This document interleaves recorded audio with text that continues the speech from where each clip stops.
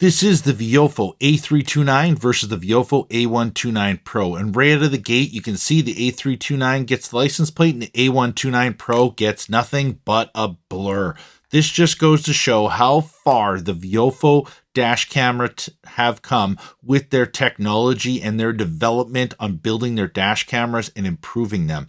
And as we just passed the Toyota Prius Prime, there's absolutely no chance of it getting the license plate. And you can tell it's a really big yellow haze on the A129 Pro.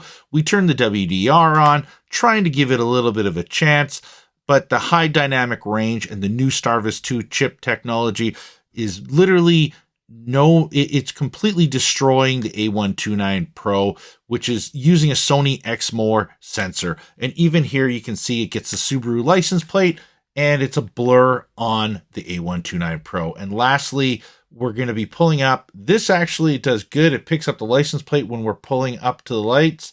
No issues at all. And then the Mercedes is one big blur. Tell me what you think in the comments. Really, I'm more excited at just how far Viofo has come in the last 5 years.